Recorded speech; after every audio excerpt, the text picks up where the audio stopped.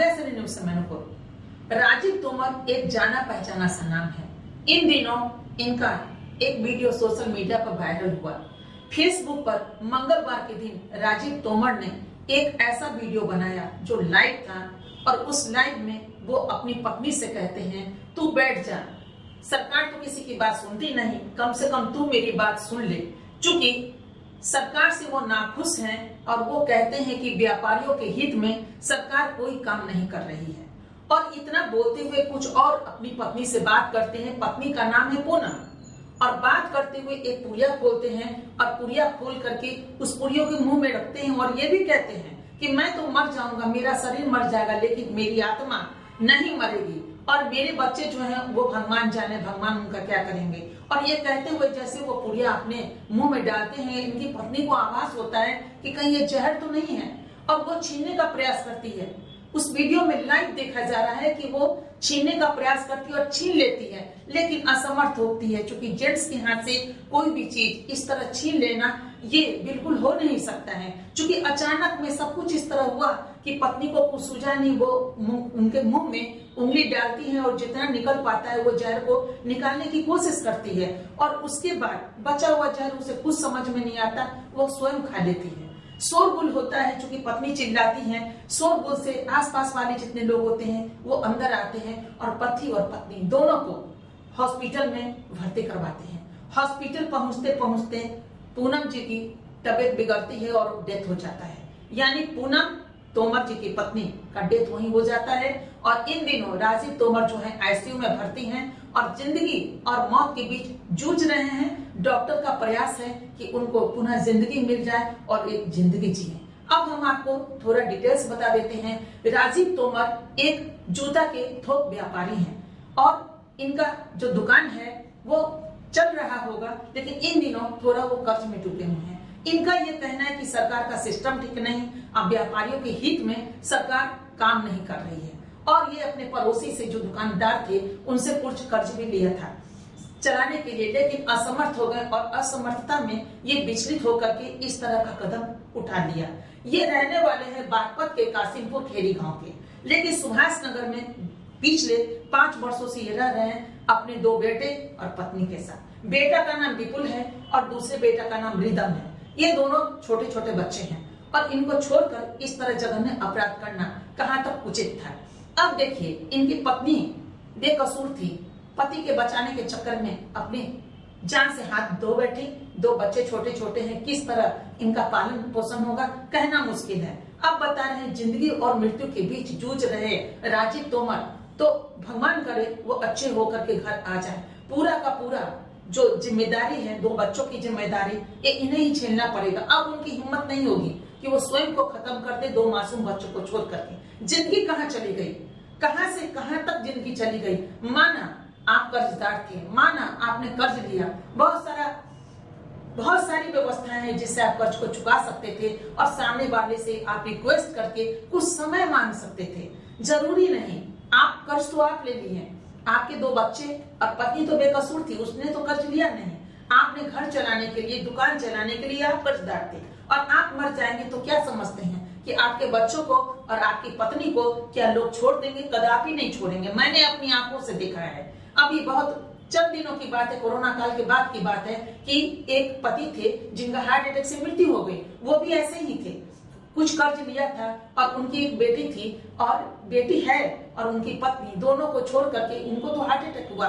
कायर नहीं थे कि वो जहर खाते या खुदकुशी करते, वो जिंदगी से जूझ रहे थे। इत्तेफाक है, उन्हें कहा जाता है ज्यादा खुशी और ज्यादा गम हार्ट वाले, जिनका कमजोर हार्ट हो, वो बर्दाश्त नहीं कर पाते और इस तरह कुछ ऐसा हुआ होगा और उनकी मृत्यु हो गई। आज देख लीजिए, एक बेटी और एक पत्नी का इस तरह का हाल हो गया कि घर बेचना पड़ा और कर्जदार वाले छोड़ते नहीं है। ऐसा नहीं कि आप मर जाएं तो कर्जदार वाले छोड़ देंगे। जीवित रहने में ही कर्जदार वाले रुक सकते हैं। उनका भरोसा दीजिए, उनको रोकिए और रोक करके थोड़ा थोड़ा पाट करके उनको पैसे देके उनका भी चुकाइए। थोड़ा अतिरिक्त लोगों से थोड़ा ले भी लीजिए, उनसे मांग भी लीजिए। अभी देखा गया बहुत सारे लोग ऐसे दयावान हैं।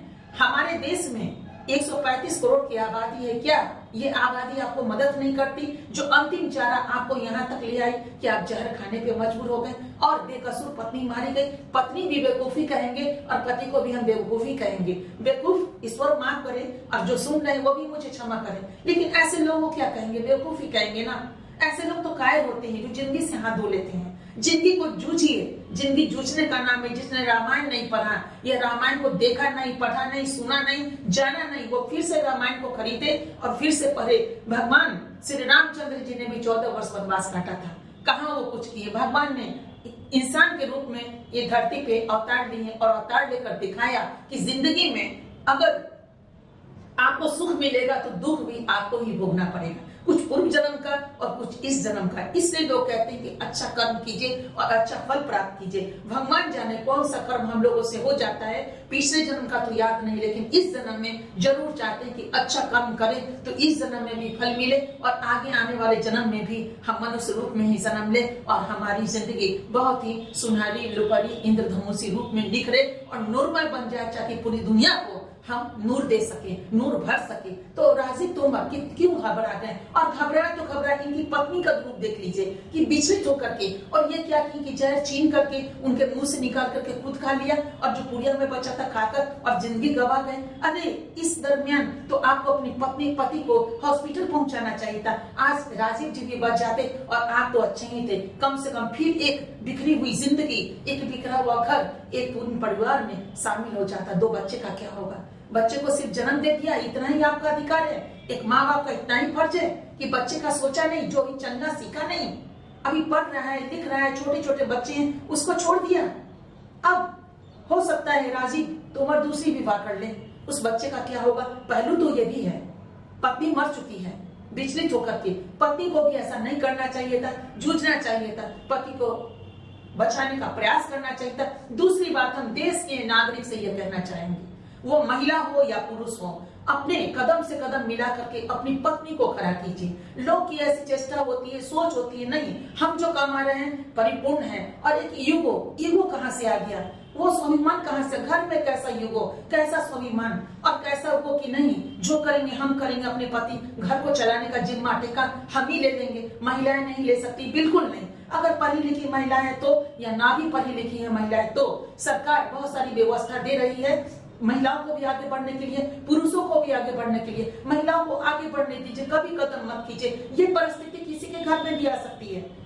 जितने लोग सुन रहे हैं हर घर में, चूंकि आधी आबादी हम हैं, महिला आधी आबादी है, आधी सत्ता भी महिलाओं की है, तो देश में जो भी हो रहा है वो आधा आधा का, एक घर को ही अगर आप समझ लीजिए तो उसमें आधी आबादी का चलता है, आधी पुरुष का चलता है। ऐसे क्यों भूल गए कि सिर्फ सुख में महिलाएं साथ देंगी और दुख में महिलाएं साथ नहीं देंगी? उनको भी भागीदारी बनाइए और कदम से कदम आगे बढ़ करके दोनों कमाइए, कभी कर्ज लेना नहीं पड़ेगा। दूसरी चीज, सरकार को कभी दोषी मत ठहराइए। किसी सरकार की, चूंकि हर राज्य है, हर राज्य बहुत सारी सरकार चल रही है, बहुत सारे सरकार राज्य संभाल रही है, तो ये कहना कि सरकार ध्यान नहीं देती है या कारोबारियों के हित में नहीं है, तो इतना कारोबार कैसे पनप रहा है? हर दिन नए कल कारखाने खुल रहे हैं, हर दिन नई चीज इजाद हो रही है, लोग चांद पे पहुंच गए, तो ये क्या कहना, क्या गलत है ये कहना? आप सरासर गलत बोल रहे हैं। चूंकि मुट्ठी भर लोगों के लिए, जो आप अगर उस पर पनप नहीं पाते, जूझ नहीं पाते, सड़कों पे दौड़ नहीं पाते, तो कहते हैं सरकार अच्छी नहीं है। अरे सरकार अच्छी नहीं, अच्छे तो आप नहीं जो जहर खा के खुद को समाप्त किए। आप लिखिए पत्र सरकार को, शिकायत है तो कीजिए ना। सरकार कहाँ मना करती कि मुझे आप शिकायत भरा पत्र नहीं लिखिए, बैंक को शिकायत लिखिए, सरकार को शिकायत कीजिए, लड़िए। लड़ने के लिए हम आप सब, पूरा देश आपको साथ देगा, लेकिन मरिए कभी नहीं। लड़ना उचित होगा, वो कायरता की निशानी नहीं है, लेकिन जहर खा के स्वयं को समाप्त कर देना कायरता की निशानी है। आगे बढ़िए, जूझिए जिंदगी से। सुख भी ज्यादा दूर नहीं, चौराहे पे तो खड़ा है, दौड़ जाएंगे ना तो लूट लेंगे अपनी खुशियों को और बिखेर देंगे पूरी दुनिया में। जो दुखी है, कहते हैं ना कि तुम बेसहारा हो तो किसी का सहारा बनो, तुमको अपने आप ही सहारा मिल जाएगा। तो खुद भी नहीं मरी है, जो लोग इस कदम को उठाते हैं उनको भी मना कीजिए, दोनों हाथ मिलाइए, फिर देखिए कितना सुनहरा कल हो जाता है, कितना सुनहरा पल हो जाता है। मरिए कदापि नहीं, जिंदगी नहीं मिलती दोबारा। उनसे पूछिए जो अपाहिज है। मैंने ऐसे ऐसे लोगों को देखा जिनके पास हाथ पांव नहीं, वो उन्होंने भी जिंदगी को जिया है, उन्होंने दौड़ा है और फतेह हासिल किया है। वर्ल्ड लेवल पे उन्होंने ख्याति प्राप्त की है, पैसे कमाए और आज बुलंदियों पे पहुंचे हुए। तो ये सर जहाँ पूर्ण है, वो कैसे इस तरह का जघन्य अपराध कर सकता है, कैसे कायरता भरा काम कर सकता है और जहर खा करके स्वयं को समाप्त करने की कोशिश कर सकता है। आज राजीव जिंदगी और मौत के बीच जूझ रहे हैं। भगवान करे वो सुरक्षित होकर घर आए, चूंकि 2 बच्चे आपका इंतजार भी कर रहे हैं। लेकिन उनका क्या, पूनम देवी का क्या, जो इस दुनिया से अलविदा हो चुकी हैं। दोस्तों, जो भी हमें देख रहे हैं, सुन रहे हैं, ये मैसेज अपने आसपास वालों को, कमजोर दिल वालों को, कमजोर मन वाले को जो भटक रहे हैं, उनको एकत्रित कीजिए, उनको एक ग्रुप में सम्मिलित कीजिए और उनको हौसला दीजिए, ताकि बुलंद हौसले से वो कदम को आगे बढ़ाएं। ऐसा स्थिति और परिस्थिति कब उत्पन्न न हो, और उत्पन्न हो भी जाए तो वो घबराए नहीं, विचलित नहीं हो और जिंदगी को अच्छे सुमार्ग की तरफ ले जाए और अच्छी जिंदगी जिए। हम तो बस इतना ही